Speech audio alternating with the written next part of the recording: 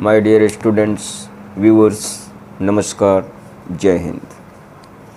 Markande mission के इस online episode में आपका स्वागत है। आज मैं आपको भारतीय संविधान के आर्टिकल 16 के बारे में कुछ क्लियर कंसेप्चुअल इन्फॉर्मेशन दूंगा। तो सबसे पहली और अहम सूचना जो है वो तो यही है कि आर्टिकल 16 जो है वो कॉन्स्टिट्यूशन के थर्ड पार्ट से बिलोंग करता है और इस थर्ड पार्ट को ही हम मौलिक अधिकार या फंडामेंटल राइट्स के रूप में जानते हैं। पार्ट थर्ड में 12 से 35 तक के 24 आर्टिकल है और इसमें 12 और 13 वो सर्कमस्टांसेज को इस्टेब्लिश करते हैं। जैसे 12 में डिफाइन किया गया कि स्टेट क्या है और 13 में फंडामेंटल राइट के स्टेटस को आइडेंटिफाई किया गया और उसको डेटरेंट प्रोवाइड किया गया। रियली 14 से 18 में हमारा first fundamental right to equality को रिप्रेजेंट किया गया है। जैसा कि हमने आपको बताया कि 14 में इक्वलिटी बिफोर लॉ और इक्वल प्रोटेक्शन ऑफ लॉ को डिफाइन किया गया है। 15 में no discrimination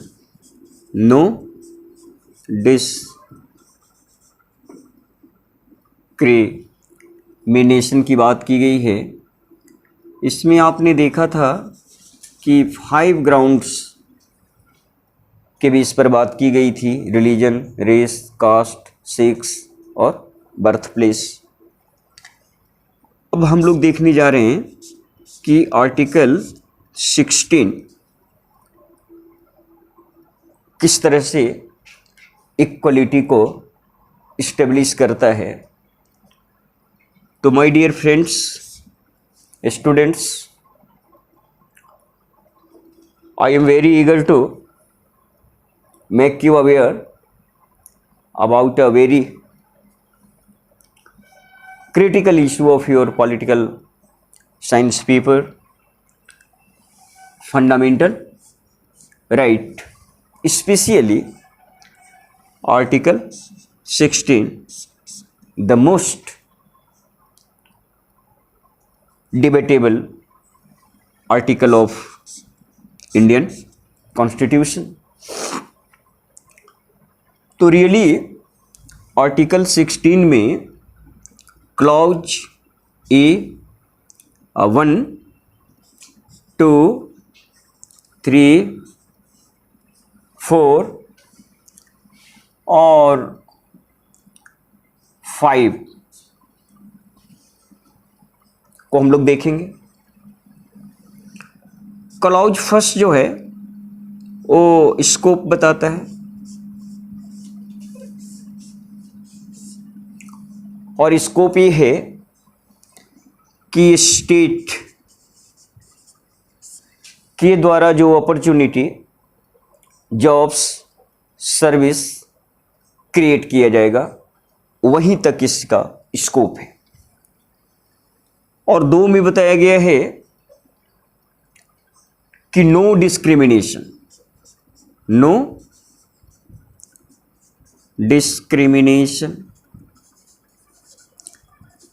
discrimination on the basis of civil grounds को यहाँ इलस्ट्रेट किया गया है। तो दोस्तों, मैंने आपको बताया कि इंडियन कॉन्स्टिट्यूशन का आर्टिकल 16 जो फंडामेंटल राइट के सेक्शन में पार्ट 3 में 3rd आर्टिकल है, जो राइट टू इक्वलिटी को रिप्रेजेंट करता है। इससे पहले हम लोग 14 और 15 को देख चुके हैं। तो 16 का जो सब्जेक्ट मैटर है वो है इक्वलिटी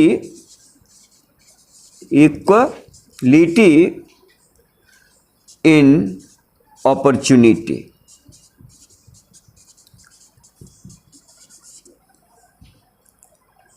अवसर की समानता। और 1 में इसका स्कोप बता दिया कि अवसर की समानता जॉब्स में, सर्विस में, अपॉर्चुनिटी में, अपॉइंटमेंट में जो इक्वलिटी सरवाइव करेगा वो सिर्फ स्टेट के द्वारा क्रिएटेड अपॉर्चुनिटी में ही लागू होगा। मतलब सरकारी अवसरों में ही समानता स्थापित करने का दायित्व स्टेट को दिया गया है। और क्लॉज 2 कहता है कि 7 ग्राउंड्स पर कोई डिस्क्रिमिनेशन नहीं कर सकता state in matters of appointment, employment. और 5 ग्राउंड्स जो हमने देखा था आर्टिकल 15 में, याद कर लीजिए, religion, race, caste, sex and birth place. तो ये 5 ग्राउंड तो यहाँ रहेंगे ही, साथ में आप 2 ग्राउंड इसमें और जोड़ दीजिए। एक डिसेंट, डिसेंट मीन्स समझ रहे हैं ना, रिलेटेड टू डायनेस्टी, कुल, खानदान, वंश, और रेजिडेंस, आवास। तो पहले 5 कैटेगरी पर डिस्क्रिमिनेशन को मना किया गया था सोशल और पब्लिक रिसोर्स के मामले में आर्टिकल 15 में। 16 में क्लॉज 2 कहता है कि no discrimination on the basis of religion, race, caste, sex and birth place. तो माय डियर स्टूडेंट, मैंने आपको ये बताया कि फंडामेंटल राइट में जो हमारा फर्स्ट राइट है, राइट टू इक्वलिटी, ये आर्टिकल 14 to 18 में रिप्रेजेंट हुआ है। आर्टिकल 14 इक्वलिटी बिफोर लॉ और इक्वल प्रोटेक्शन ऑफ लॉ की बात करता है, जो कंप्राइज करता है किसको? रूल ऑफ लॉ को भी। रूल ऑफ लॉ के बेस पर इंडिया में इक्वलिटी बिफोर लॉ होगा और इक्वल प्रोटेक्शन ऑफ लॉ होगा। 15 में हमने देखा कि सोशल बेस पर, एजुकेशनल बेस पर बात की गई थी और वहाँ कहा गया कि नो डिस्क्रिमिनेशन। और यहाँ पब्लिक, प्राइवेट सारे इंस्टीट्यूशंस की बात की गई कि कहीं भी 5 ग्राउंड्स पर, रिलीजन, रेस, कास्ट, सेक्स और बर्थ प्लेस के बेस पर कोई डिस्क्रिमिनेशन न तो स्टेट कर सकता है न ही पब्लिक। तो दोनों को मनाही की गई कि 5 ग्राउंड पर आप डिस्क्रिमिनेशन नहीं कर सकते हैं, सोशल लेवल पर और एजुकेशनल लेवल पर, पब्लिक रिसोर्स के मामले में। 16 में आपने देखा कि 16 कह रहा है कि इक्वलिटी ऑफ अपॉर्चुनिटी होगा और 16 का क्लॉज ए कह रहा है कि ये इक्वलिटी ऑफ अपॉर्चुनिटी सिर्फ सरकारी सर्विसेज में गवर्नमेंट, स्टेट के द्वारा क्रिएटेड अपॉर्चुनिटी में लागू होगा। मतलब यहाँ प्राइवेट सेक्टर की बात नहीं है। और सेकंड क्लॉज कह रहा है कि कोई डिस्क्रिमिनेशन नहीं होगा, कोई भी व्यक्ति डिजेबल, इनएलिजिबल नहीं डिक्लेयर किया जाएगा only on the basis of religion, race, caste, sex, birth place, descent and residence. तो माय डियर स्टूडेंट, ये बेसिक कैरेक्टरिस्टिक्स हमने आपको बताया आर्टिकल 16 का। अब यदि हम क्लॉज 3 में आते हैं तो डायमेंशन थोड़ा चेंज करेगा और यहां हम देखते हैं कि क्लॉज 3 कहता है कि रेजिडेंस के बेस पर, क्या रेजिडेंस के बेस पर स्पेशल प्रोविजन किया जाएगा। तो थोड़ा बारीकी से ध्यान देंगे। क्लॉज 1 और 2 में क्या हुआ? इक्वलिटी बिफोर लॉ लागू हुआ कि जनरली सारे सरकारी अवसरों में सरकार के द्वारा, स्टेट के द्वारा सृजित किए जाने वाले सारे अपॉइंटमेंट और एम्प्लॉयमेंट में इक्वलिटी प्रिवेल करेगा, 16 कहता है। क्लॉज 1 ये कहता है कि ये प्राइवेट में नहीं, सिर्फ सरकारी में होगा, स्कोप बताता है 1, और 16 सिर्फ ये कहता है कि इक्वलिटी ऑफ अपॉर्चुनिटी होगा। क्लॉज 1 बताता है कि ये स्टेट के द्वारा क्रिएटेड अपॉर्चुनिटी में ही इन्फोर्स किया जाएगा, और क्लॉज 2 कहता है कि कोई डिस्क्रिमिनेशन नहीं किया जा सकता है अपॉइंटमेंट के मामले में, एम्प्लॉयमेंट के मामले में, only on the grounds of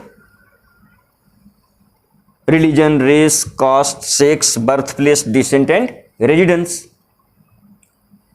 3rd clause कहता है कि डिफरेंस किया जाएगा, अफर्मेटिव एक्शन लिया जाएगा, स्पेशल प्रोविजन किया जाएगा, मतलब सीटें रिजर्व की जाएगी खास क्षेत्र के लिए, रेजिडेंस के बेस पर। इसको ऐसे समझें कि पूरे देश के लेवल पर कोई इलाका लगातार पिछड़ता जा रहा है या उस इलाके का एडिक्वेट रिप्रेजेंटेशन एडमिनिस्ट्रेशन में नहीं है। किसी रीजन में पॉपुलेशन 10% है और एडमिनिस्ट्रेशन में, सर्विस में उसका रिप्रेजेंटेशन 2% है, तो ऐसे एरिया के लिए कुछ सीटें रिजर्व की जाएगी, वहां के नागरिकों के लिए कुछ सीटें रिजर्व की जाएगी on the basis of domicile, residence. तो आर्टिकल 16 का क्लॉज 3 कहता है कि रेजिडेंस के बेस पर स्पेशल प्रोविजन, अफर्मेटिव एक्शन होगा, सीटें रिजर्व होंगी। तो यहां पर लागू क्या हुआ? Equal protection of law. याद करिएगा 14 में इसीलिए स्पष्ट किया गया था इक्वलिटी बिफोर लॉ और इक्वल प्रोटेक्शन ऑफ लॉ को। तो यहां कह रहा है कि स्पेशल प्रोविजन होगा, अफर्मेटिव एक्शन होगा, सीट रिजर्व किए जाएंगे या उनके लिए स्पेशल अरेंजमेंट किया जा सकेगा, लॉ फ्रेम किया जाएगा, उनके लिए अदर वेलफेयर स्कीम्स लाए जाएंगे, मतलब डिफरेंशिएशन होगा। यहां कह रहे थे डिफरेंशिएशन नहीं होगा, यहां भी कह रहे थे कोई डिफरेंशिएशन नहीं, मतलब सरकारी अवसरों में पूरी तरह से समानता लागू होगी। तो ये 16 का क्लॉज 1 और क्लॉज 2 बेस्ड है किस पर? इक्वलिटी बिफोर लॉ, जो लॉ का जनरल सेंस है। सामान्य रूप से सारे कानून कैसे होते हैं? इक्वलिटी बिफोर लॉ वाले सेंस में होते हैं। कानून की नजर में सब बराबर, सब पर बराबर रिस्पॉन्सिबिलिटी और सिमिलर ट्रीटमेंट सप्लाई करेगा कानून, इक्वलिटी बिफोर लॉ। लेकिन 3rd में आपने देखा कि पार्लियामेंट को एम्पावर्ड किया गया है यहां कि वो स्पेशल रीजन के लिए, स्पेशल एरिया के लिए, वहां के नागरिकों के लिए स्पेशल प्रोविजन कर सकते हैं यदि उसका एडिक्वेट रिप्रेजेंटेशन एडमिनिस्ट्रेशन में, सर्विस में, जॉब्स में, इकोनॉमी में नहीं है। तो ए बेस्ड हो गया किस पर? इक्वल प्रोटेक्शन ऑफ लॉ पर। जहां ये कहा गया कि इक्वलिटी को अफोर्ड करने के लिए उस सेक्शन के लिए स्पेशल प्रोविजन लाना पड़ेगा जो सोशियली एजुकेशनली बैकवर्ड है। उसको जब तक इनेबल नहीं करिएगा, वो इक्वल स्टेटस में डिलीवर किया जाने वाला पब्लिक वेलफेयर स्कीम को अचीव नहीं कर पाएगा, सेलिब्रेट नहीं कर पाएगा। तो जो सोशियली इकोनॉमिकली वीकर सेक्शन है उसके लिए आपको स्पेशल कानून व्यवस्था, फैसिलिटीज, अरेंजमेंट करना होगा। ये कहता था कौन? Equal protection of law. तो यहां भी तो थर्ड में वही आ गया, इक्वल प्रोटेक्शन ऑफ लॉ, जबकि क्लाउज 2 में और 1 में क्या है? Equality before law. यहां लॉ जनरल सेंस में है, सामान्य रूप से नियुक्ति जो होगी उसमें इक्वलिटी होगा। 2 में कह रहा है कि डिस्क्रिमिनेशन नहीं होगा और 1 में कह रहा है कि सरकारी अफसरों की बात है।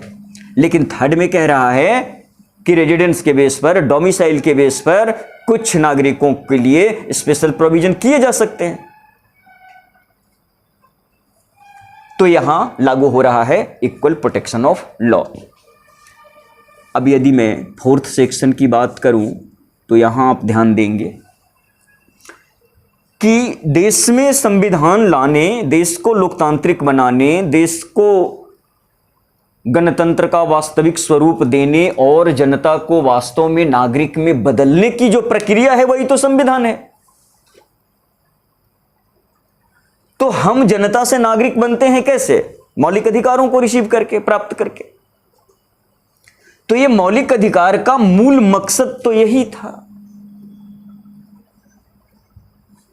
कि सभी लोगों को पूरा गरिमा, सम्मान के साथ जीने का अधिकार हो।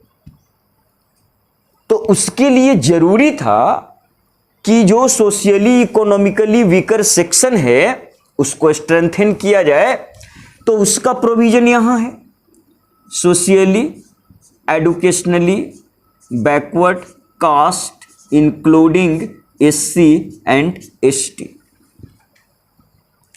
थर्ड में रेजिडेंस के बेस पर स्पेशल प्रोविजन होगा, रिजर्वेशन होगा, सीटें रिजर्व होंगी, स्पेशल फैसिलिटी अरेंजमेंट किया जाएगा, अफर्मेटिव एक्शन लिया जाएगा। 4 के according affirmative action, reservation, equal protection of law के बेस पर लाए जाएंगे। किनके लिए? Socially educationally backward community class के लिए, और यहां बैकवर्ड क्लास में इंक्लूड हैं SC और ST। अब यहां आप इस बात को भी थोड़ा समझ लेंगे कि पार्लियामेंट को इंपावर्ड किया जा रहा है और कह रहा है कि nothing in this article, 16 article का कुछ भी prevent parliament to make formulate law and arrangements for the empowerment of socio-educationally backward class including scheduled tribes and scheduled caste। तो यहां एक बात मैं आपको स्पष्ट कर दूं कि जब पार्लियामेंट को इंपावर्ड किया गया इस बात के लिए कि जैसे रेजिडेंस के बेस पर स्पेशल प्रोविजन का प्रावधान है, वो प्रोविजन सोशियो एडुकेशनली बैकवर्ड क्लास के लिए भी होगा, शेड्यूल्ड कास्ट और शेड्यूल्ड ट्राइब के लिए भी होगा। तो यहां शेड्यूल्ड कास्ट और शेड्यूल्ड ट्राइब्स तो कॉन्स्टिट्यूशन में आर्टिकल 342 और 341 में क्लासिफाइड है। सोशल और एजुकेशनल बेस पर बैकवर्ड क्लास आइडेंटिफाइड नहीं था, क्योंकि शुरुआती तौर पर यह क्लास इंक्लूड नहीं था। फर्स्ट अमेंडमेंट के जरिए इस प्रोविजन को लाया था। इसको आप रिलेट करके देख सकते हैं 15 के मामले में। कि सोशियो इकोनॉमिक वीकर सेक्शन को अफर्मेटिव एक्शन के लिए अवेलेबल कराया गया था 1951 के फर्स्ट अमेंडमेंट से। तो फर्स्ट अमेंडमेंट के जरिए इसको इंसर्ट किया और ये कहा कि सोशियो इकोनॉमिक बैकवर्ड क्लास के लिए भी स्पेशल प्रोविजन होगा, including SC ST in matters of appointment employment under the state. राज्य की सरकार के सारे नियुक्तियों में रेजिडेंस के बेस पर स्पेशल प्रोविजन होगा और सोशियो इकोनॉमिक वीकर सेक्शन के लिए स्पेशल प्रोविजन होगा, इंक्लूडिंग SC एंड ST। तो मैं ये कह रहा था कि SC और ST तो रिकॉग्नाइज्ड है, लेकिन जब आप इनको लाए तो ये तो रिकॉग्नाइज्ड नहीं थे। इनको रिकॉग्नाइज करने के लिए 1953 में काका कालेलकर आयोग का गठन किया गया। इसे हम फर्स्ट बैकवर्ड कमीशन भी कहते हैं। फर्स्ट बैकवर्ड कमीशन भी इसे कहा जाता है।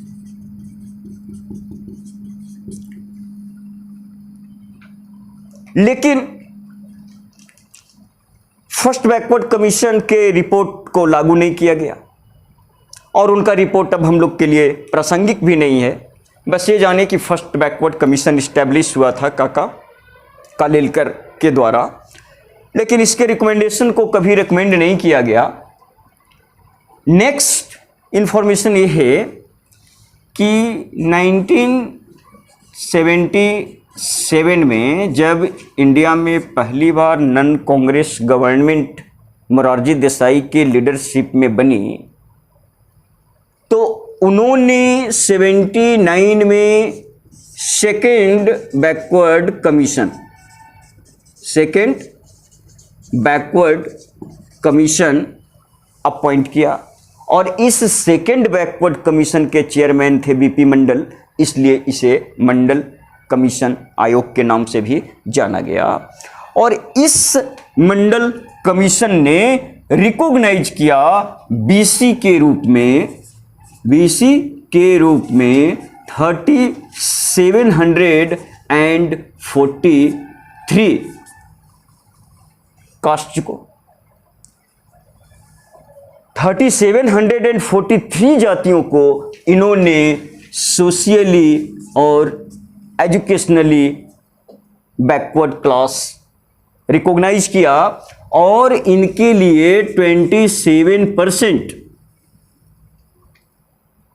जॉब में, एम्प्लॉयमेंट में, अपॉइंटमेंट में सीट रिजर्व करने की बात की, सिफारिश की, रिकमेंडेशन किया। तो इनके रिकमेंडेशन को मोरारजी देसाई की सरकार इंप्लीमेंट नहीं कर सकी, क्योंकि आपको पता है कि वो सरकार 1980 में कोलैप्स कर गई। उसके बाद सेकेंड बैकवर्ड कमीशन का जो रिकमेंडेशन था वो अंततः 1989 में जब दूसरी बार नन कांग्रेस गवर्नमेंट बनी और इसके मुखिया प्रधानमंत्री थे विश्वनाथ प्रताप सिंह, तो उन्होंने सेकंड बैकवर्ड कमीशन मंडल कमीशन के रिकमेंडेशन को इम्प्लीमेंट किया। तो उन्होंने पहली बार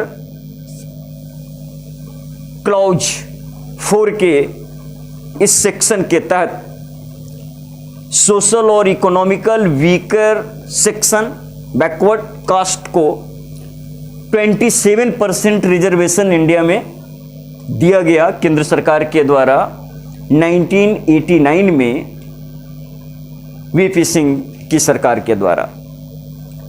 तो इसे चैलेंज किया गया, इसकी लीगलिटी को चेक किया गया सुप्रीम कोर्ट में, और सुप्रीम कोर्ट ने इस पर जो जजमेंट दिया, पहले हम लोग उस केस को जान लें। वो है Indira Sahni case, Indira Sahni versus union of India, union of India. इसमें 1992 में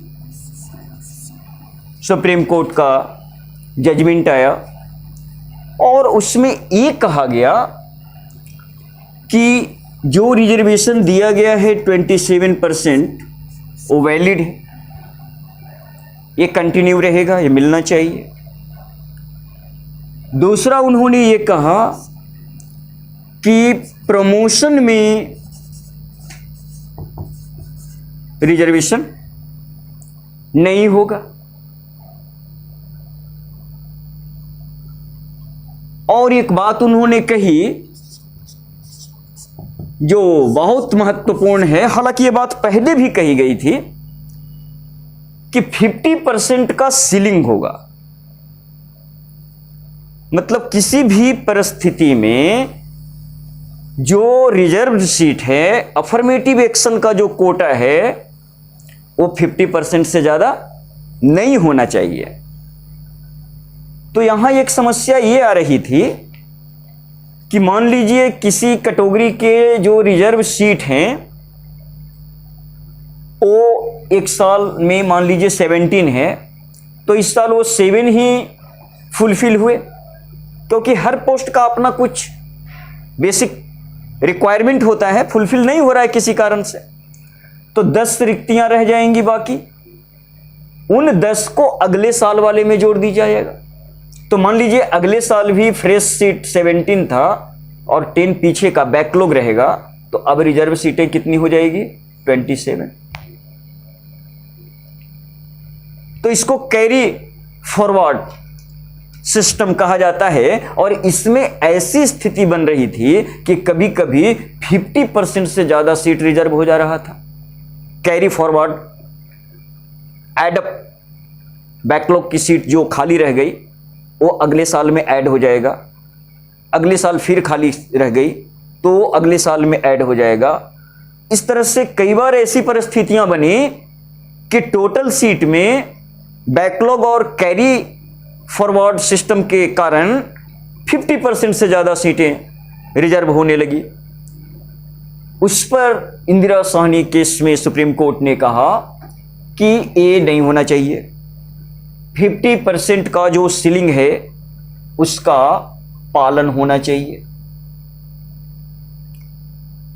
इसके बाद हुआ ये कि पार्लियामेंट लेजिस्लेटिव सरकार इस निर्णय से खुश नहीं थी, और उन्होंने कहा कि प्रमोशन में भी रिजर्वेशन होना चाहिए, और ये 50% का जो सीलिंग है एक कंपलसरी नहीं होना चाहिए, ये अनिवार्य नहीं होना चाहिए। डिफरेंट सर्कमस्टांसेज में इस लिमिट को क्रॉस करने की इजाजत होनी चाहिए, क्योंकि मेन मोटिव है इंडिया वेलफेयर स्टेट है, और सोशियो इकोनॉमिक लेवल पर जो गैप्स हैं, डिफरेंसेज है, उसको कम करना पूरे सिस्टम का मेन मोटिव है। अब इसमें यदि कभी हमें 50% के एबव भी जाना पड़ता है तो हमको सर्कमस्टांसेज के अनुसार स्पेशल केसेज में जाने दिया जाए। मतलब ये था कहना उनका कि बैकलॉग को लेके, कैरी फॉरवर्ड को लेके, यदि किसी कोटे की सीट 50% को क्रॉस भी कर जाती है फिर भी वो रिजर्वेशन, वो सीट वैलिड होगा, 50% के बाद उसको रोका नहीं जा सकेगा। और इसके लिए मैं आपको ये इंफॉर्मेशन दूं कि पार्लियामेंट में अमेंडमेंट बिल लाया गया, 77th अमेंडमेंट, और यहीं पर आप देख ले 81st अमेंडमेंट। तो 2 अमेंडमेंट के जरिए पार्लियामेंट ने क्या किया कि ये जो आपका क्लाउज 4 था, जो ये कह रहा था कि सोशल और एजुकेशनल बेस पर जो बैकवर्ड कास्ट है उसके लिए, इंक्लूडिंग शेड्यूल कास्ट और शेड्यूल ट्राइब्स के लिए स्पेशल प्रोविजन किया जाएगा, nothing in this article prevent parliament to formulate law और arrange special facilities for the advancement of social, economic and backward community including SC and ST।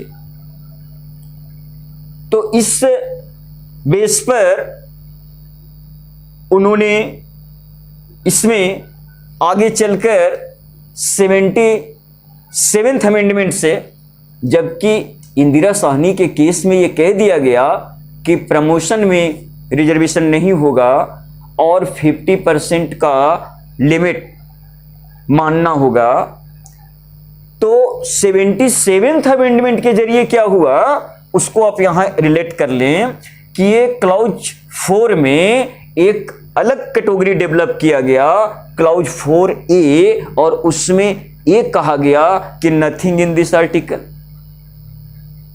Prevent parliament, government और state to make special arrangements provisions in the bureaucracy including appointment, promotion. तो promotion को यहां शामिल कर लिया गया clause 4 के ए में 77th अमेंडमेंट के जरिए, और 81st अमेंडमेंट के जरिए इस क्लाउज 4 में सबसेक्शन बी डेवलप किया गया, जोड़ा गया, और वहां यह कहा गया कि 50% का जो सीलिंग लिमिट है वो अनिवार्य नहीं है। डिफरेंट सर्कमस्टांसेज में, खास करके बैकलॉग के कैरी फॉरवर्ड होने से, यदि 50% का वायलेशन होता है तो वैलिड होगा। तो अब बिल्कुल स्पष्ट है, आर्टिकल 16 क्या कहता है कि there shall be equality of opportunity. 16 का क्लाउज 1 क्या कहता है कि स्कोप बताता है कि इक्वलिटी का स्कोप क्या है, तो अपॉर्चुनिटी क्रिएटेड बाय स्टेट।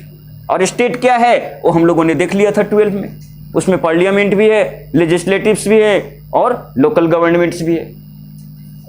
तो इनके द्वारा कोई भी जो अपॉर्चुनिटी क्रिएट किया जाएगा, जॉब क्रिएट किया जाएगा, अपॉर्चुनिटी, अपॉइंटमेंट, एम्प्लॉयमेंट के मामले में इक्वलिटी होगा।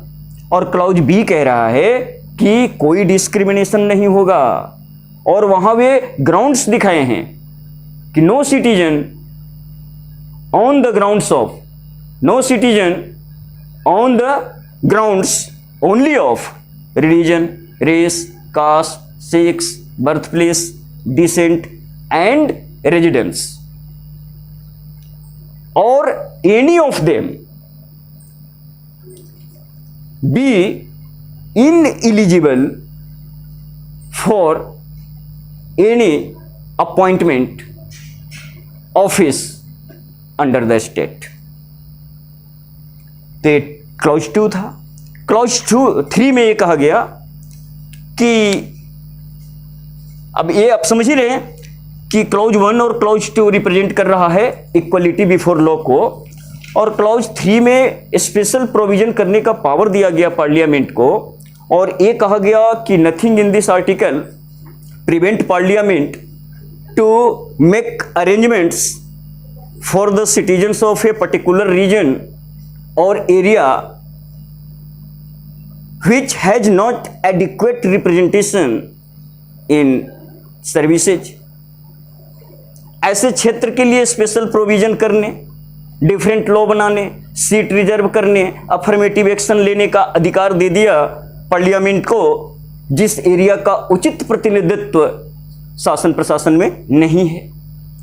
और क्लॉज 4 जो इंसर्टेड किया गया फर्स्ट कॉन्स्टिट्यूशनल अमेंडमेंट के जरिए, उसमें यह कहा गया कि सोशियली इकोनॉमिकली जो वीकर कास्ट है उसके अपलिफ्टमेंट के लिए, उसके एडवांसमेंट के लिए यदि कोई स्पेशल प्रोविजन किया जाएगा तो वो भी अफर्मेटिव एक्शन माना जाएगा, इक्वल प्रोटेक्शन ऑफ लॉ के तहत वैध माना जाएगा। तो इक्वलिटी को रिप्रेजेंट कर रहा है कौन? क्लॉज 1 और clause 2। Equal protection of law को रिप्रेजेंट कर रहा है कौन? क्लॉज 3 और क्लॉज 4। फिर आपने देखा कि इंदिरा साहनी के केस में चूंकि सुप्रीम कोर्ट ने यह निर्णय दे दिया कि ठीक है 27% जो इनको रिजर्वेशन दिया गया वो तो वैलिड है, वो कंटिन्यूड रहेगा, लेकिन प्रमोशन में रिजर्वेशन नहीं होना चाहिए। प्रमोशन में रिजर्वेशन का मतलब नहीं मानता सुप्रीम कोर्ट, तो उन्होंने प्रमोशन को रिजर्वेशन के कैटेगरी से, अफर्मेटिव एक्शन से बाहर कर दिया। और साथ ही ये भी कहा कि 50% का जो सीलिंग है वो मानना होगा। इन दो बातों से पार्लियामेंट सहमत नहीं थी और उन्होंने अमेंडमेंट एक्ट लाया, जैसा कि आपको पता है आर्टिकल 368। बाद में इसको हम लोग 13 से रिलेट करके फंडामेंटल राइट के सेक्शन में बनने वाले सबसे कॉम्प्लेक्स सवालों के उत्तर के सरल समाधान समझने की कोशिश करेंगे। उसी श्रृंखला में मैं आपको पहले आर्टिकल बाय आर्टिकल एक एक चीज को समझाने की कोशिश कर रहा हूं, ताकि यदि आप इस चीज को समझ लेते हैं फंडामेंटल राइट को, पार्ट 3 को, तो ये पूरा एक क्रक्स है जिस पर पूरा पार्लियामेंट फिक्स होता है, या एक ऐसा पॉइंट है जिस पर हमारा पूरा कॉन्स्टिट्यूशन, पार्लियामेंट, गवर्नमेंट और पॉलिटिकल सिस्टम सरवाइव करता है। तो ये बिल्कुल क्रूशियल पार्ट है हमारे पूरे पॉलिटिकल सिस्टम का। और अब बच गया आपका क्लॉज 5। तो क्लॉज 5 भी इक्वल प्रोटेक्शन ऑफ लॉ के अंडर आएगा। वहां यह कहा गया कि यदि कोई रिलीजियस ऑफिस है और उस ऑफिस के अंदर रिक्वायरमेंट क्रिएट हुआ है, तो उस रिलीजियस ऑफिस को होल्ड करने के लिए अफर्मेटिव एक्शन के तहत स्पेशल प्रोविजन किया जा सकता है कि पर्टिकुलर रिलीजन के व्यक्ति को ही यह पद दिया जाएगा। तो इस तरह से मैंने आपके सामने रिप्रेजेंट किया आर्टिकल 16 को, जो इक्वलिटी ऑफ अपॉर्चुनिटी को रिप्रेजेंट करता है, और इसमें इक्वल प्रोटेक्शन ऑफ लॉ और इक्वलिटी बिफोर लॉ दोनों के ही प्रोविजन साफ दिखते हैं। तो यहां आकर आप शायद ज्यादा बेहतर तरीके से समझ पाए होंगे कि आर्टिकल 14 में जो हमें इक्वल प्रोटेक्शन ऑफ लॉ और इक्वलिटी बिफोर लॉ का अधिकार मिला है, उसका मतलब क्या है। ये जनरल सर्कमस्टांसेस को रिप्रेजेंट करता है, जहां लॉ जो है वो इक्वल रिस्पॉन्सिबिलिटी और इक्वल ट्रीटमेंट प्रोवाइड करता है। जैसे क्लॉज 1 और 2 कह रहे हैं कि नो डिस्क्रिमिनेशन, इक्वलिटी होगा, और इक्वल प्रोटेक्शन ऑफ लॉ कहता है कि इक्वलिटी को अफोर्ड करने के लिए आपको सोशियो और एजुकेशनल जो आपका सिनेरियो है उसको स्टडी करना पड़ेगा, और यदि उसमें डिफरेंट लेवल हैं, डिफरेंट स्टैंडर्ड्स हैं, तो उसके अकॉर्डिंग आपको अफर्मेटिव एक्शन लेना होगा, तब जाकर के आपके सोसाइटी में इक्वलिटी इस्टेब्लिश होगा। तो जो वीकर सेक्शन है, सीधा मतलब है कि ये कह रहा है कि वीकर सेक्शन के लिए कुछ स्पेशल प्रोविजन होगा, ये कह रहा है कि जनरली लॉ सबको समान देखेगा, सब उसकी नजर में बराबर होंगे। यहां 16 में आपने क्या देखा, क्लॉज 1 कह रहा है कि सारे स्टेट के द्वारा क्रिएटेड अपॉर्चुनिटी में क्या होगा, इक्वलिटी होगा। क्लॉज 2 कह रहा है कि no discrimination, religion, race, caste, sex, birth place and including descent और रेजिडेंस, कोई डिस्क्रिमिनेशन हो ही नहीं सकता। लेकिन बाद के जो 3 प्रोविजन हैं वो डिस्क्रिमिनेशन की बात कर रहे हैं, और वो कहां हो रहा है, इक्वल प्रोटेक्शन ऑफ लॉ के तहत हो रहा है। कि जो वीकर सेक्शन है, जो इक्वलिटी को अफोर्ड नहीं कर सकता है, इक्वल लेवल पर यदि ट्रीटमेंट दिया जाए तो वो सोसाइटी, वो कम्युनिटी, वो सिटीजन उसको अचीव ही नहीं कर पाएगा कि उस लेवल पर जाकर चीजों को रिसीव करने की क्षमता ही उसमें नहीं है। तो पहले तो हमें वो क्षमता उसको देनी होगी। इसके लिए कुछ स्पेशल प्रोविजन लेना होगा और वो स्पेशल प्रोविजन इक्वलिटी के खिलाफ नहीं होगा। ऐसा कौन कहता है? Equal protection of law. और ये अमेरिकन कंसेप्ट है, क्योंकि अमेरिका में ब्लैक लोगों के लिए अफर्मेटिव एक्शन लिया गया है और अफर्मेटिव एक्शन के जरिए ही ब्लैक लोग आज व्हाइट के इक्वल स्टेटस को गेन कर रहे हैं, सेलिब्रेट कर रहे हैं। एक समय वो कंप्लीट स्लेव थे, उनको खरीदा बेचा जाता था, फिर उनको गुलामी से, दास्ता से मुक्ति 1861 में अब्राहम लिंकन ने दी। उसके बाद वहां सिविल राइट मूवमेंट कि हमको तमाम सारे नागरिक अधिकार चाहिए, इसके लिए ब्लैक्स के मूवमेंट्स हुए और उनके लिए धीरे धीरे वहां कुछ ऐसे प्रयास लाए गए जिसके जरिए उनको स्टेबल किया गया कि वो अमेरिका के मेन स्ट्रीम सोसाइटी का हिस्सा बन सकें, main stream politics, main stream economy में उनके लिए जगह बने। तो उनके लिए कुछ अफर्मेटिव एक्शंस वहां लिए गए और ये वैलिड होता है इक्वल प्रोटेक्शन ऑफ लॉ के आइडियोलॉजी में। तो ये अमेरिकन कंसेप्ट है, ये ब्रिटिश कंसेप्ट है, सब पहले बता चुका था। आज रिलेट कर दिया कि चीजों को बिल्कुल स्पष्ट रूप से समझना बहुत जरूरी है। जब यहां आर्टिकल के बेस पर आप क्लियर नहीं होंगे तो फिर जो कॉम्प्लेक्स सिचुएशन बनने वाली है डिफरेंट आर्टिकल के टकराने से। क्योंकि हमारे संविधान सभा में इतने सुलझे हुए लोग बैठे थे कि वो एक सीमा तक ही बहस करते थे, वोटिंग तो उन्होंने कभी किया ही नहीं, क्योंकि उनको लगता था कि इसमें व्यक्तिगत या ग्रुप्स का या पार्टी का ईगो आड़े आ जाएगा। जो आज हारेंगे कल आपको बेहतर मुद्दे पर भी सिर्फ उस हार के खुंदस मिटाने के लिए आपको हरा देंगे। तो बड़े सुलझे हुए लोग वहां थे और उन्होंने बहुत तीखा डिबेट भी नहीं किया। जहां जरूरी हुआ भावनाओं की कद्र की गई और इसकी वजह से क्या हुआ कि बहुत सारा विरोधाभास संविधान में अंतर्निहित हो गया। और जैसे ही संविधान लागू हुआ यह विरोधाभास स्पष्ट रूप से सामने आने लगा। और यह सबसे ज्यादा बेहतर रिकॉग्नाइज कहां हुआ? Fundamental right versus directive principles of state policies को लेके पार्ट 3 और पार्ट 4 में क्लैश होने लगा। तो इस क्लैश में जो स्थिति होगी, जो सर्कमस्टांसेज होगा, उसकी आपको स्पष्ट समझ बने, ये मेरा मूल उद्देश्य है। सिर्फ पीटी की परीक्षा पास करा देना मेरा उद्देश्य नहीं है, वो तो आप कहीं से भी किताब में इंफॉर्मेशन रट लोगे। तो let me allow to discard myself from this video.